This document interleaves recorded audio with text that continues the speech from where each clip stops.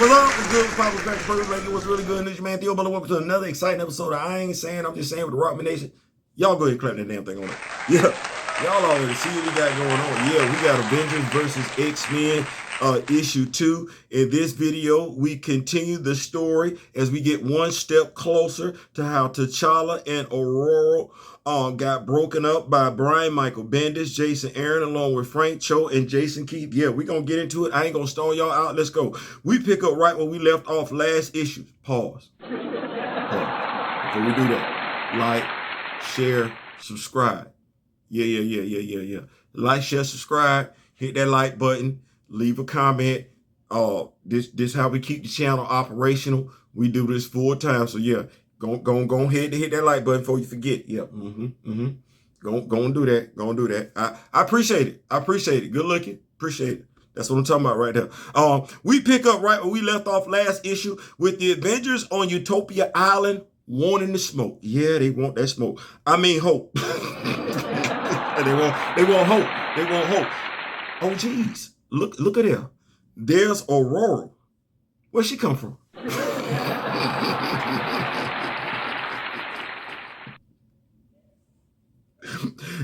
Last we saw, she was in Wakanda with her husband, T'Challa. You know, Fantastic Four, 608. You know, that issue, he became the king of the dead. You know, with her, Shorty. Yeah, it was her, Shorty, and Susan. Yeah, they was taking on the forces of Anubis. Y'all remember that? Yeah. And the Fantastic Four, they left. She and T'Challa was in Wakanda. Y'all remember that? Yeah. Y'all see T'Challa? You know? Okay. I was just asking, since we got this nice pic right here. From there, we get an Eric Piotr with a Crimson Bands of Sidorak influenced fastball special. That's what it looked like to me. I could be wrong. From that, we get a Red Hulk versus Sidorak enhanced Colossus. Why not? I guess Bruce wasn't available. Next, we got Namor, one piece in the thing, only for Luke Cage to swim up. Not pull up, swim up. As the remaining Avengers descend onto the X-Men, Cap busts Psycho upside the head with his shield. That's crazy. That's crazy. A headshot? He ain't sleeping. I mean, Logan does think Scott is stubborn, and stubborn is synonymous with having a hard head. So I guess, I don't know. Y'all see T'Challa? Sporting his Hell's Kitchen look. That's not the look. That's not the look. Why he late though? Is it because he had to handle some last minute business in Wakanda? I mean, that makes sense, since that was literally the last place we saw both T'Challa and Aurora was in Wakanda. So as both teams square off, we move over to the students observing the battle when Emma busts in with the reluctant Hope. I ain't really understand her telling the students to keep Hope there no matter what she says, because I mean, it's Hope. Ain't none of the students gonna be able to keep her there if she don't want to stay there. Anyway, so just as Emma is about to rejoin the fight, Tony says, not so fast. I'm thinking he may have forgot about her diamond form for a little bit. Unfortunately, their battle catches the attention of Eric. And like, I know who Tony is, I do. But I also know who Eric is. You know, Master Magnetism. Omega level to do the whole problem.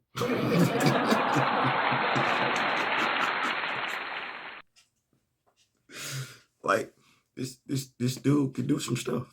Like, he's a world ending threat. Like, and you in a suit of armor.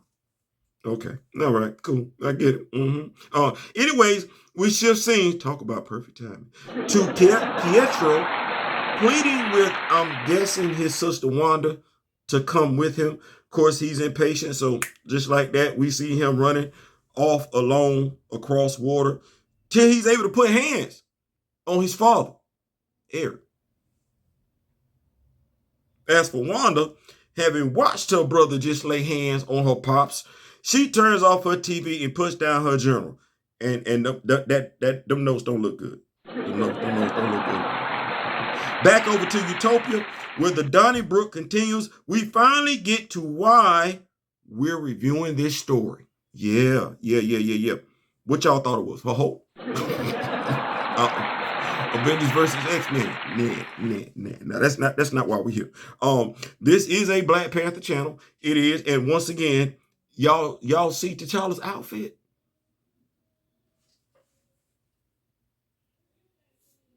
So Aurora tells T'Challa that he should have told her this was happening. Weren't y'all just in Wakanda together? He says she should have told him she was harboring a 16-year-old girl with the power to blow up planets. T'Challa, we have to end this. There's only one way to end this, my love. You stubborn, pig-headed man. This is exactly why we have a marriage counselor. Did I miss something?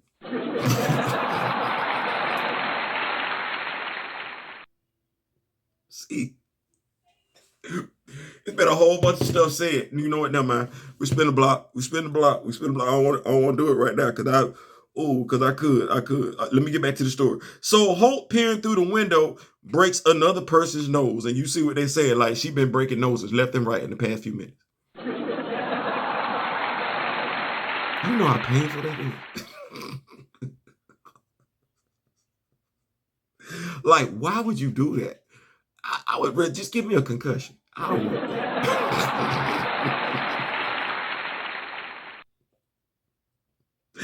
Anyway, back to the fight where we get some more back and forth between Scott and Steve, only for Scott to sneak an optic blast to the back of Logan's noggin. I'm with you. Go and get some of it, though. I don't like Logan. I like him, but Scott, my dude. Yeah, get him every chance you get him. Now, these two, Scott and Steve, are two of the best tactical strategists in Marvel Comics. Scott, though, is supposed to be some type of geometrical wizard when it comes to using his optic blast. So when Steve literally walks him down while he's using his optic blast, I'm like,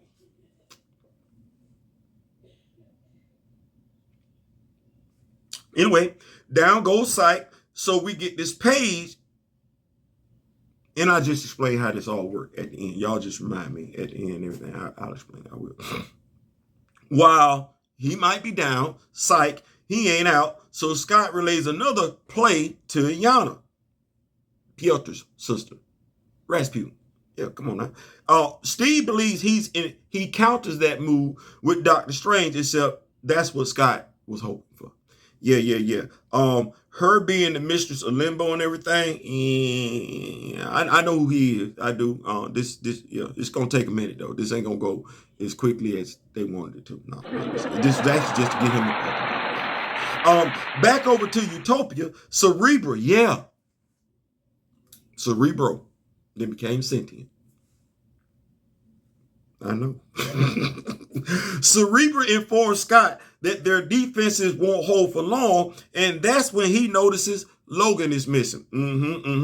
I get that. He ain't the one that's got the super senses. No, he don't. Logan acting surprised he had Spidey along for company, considering he's the one that's got the enhanced senses. That's surprising. And there's hope. Looking like she got some Phoenix energy around her and everything like that. I don't know if she's apologizing to her unconscious classmates for blasting them with the Phoenix Force or breaking their noses. Could be both. Y'all see him? Logan gone Logan, or at least attempt a Logan. Allow me to straighten out a lie, a myth, misconception. if you will. Contrary to what anybody that's seen in the Fox X-Men movies, damn all that. Logan didn't delete Jean when she became the Dark Phoenix. No, Jean deleted herself. And Logan wasn't there when she did it. Like right there when she did it, it was Scott. It was Scott. That would be Uncanny X-Men issue 137. Stop lying on folks. Stop giving folks other folks' glory. Stop. See how I am? See how I am? I ain't gonna let you take an ish on T'Challa. I ain't gonna let you take an ish on Scott. No, we ain't doing that. That said, Hope shows Logan, just like Jean would have, he never stood a chance. That alerts Scott and Steve that neither may have a say-so in this situation going on with the Phoenix Force and Hope. As bodies are smoking and Hope is running, literally, on water. Deep space. And did I not mention this roster last issue? Y'all see how minuscule they look in front of the Phoenix Force? This supposed to be their heavy hitter squad.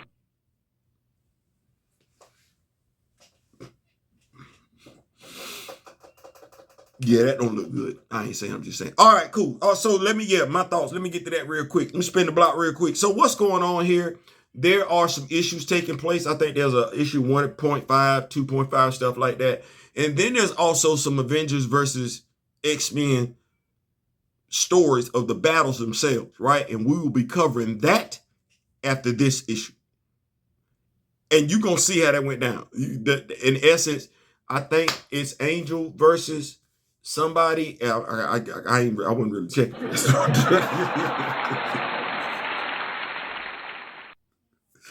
Y'all like, Theo, that's wrong. I'm just saying I wouldn't.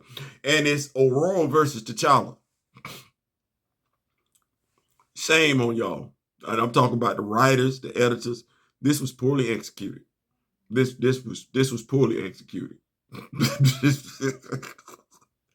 Which leaves more credence to my theory. I could be wrong. I've been wrong before and be wrong again. Which leaves credence to my theory that one of the reasons this story came about was to do that.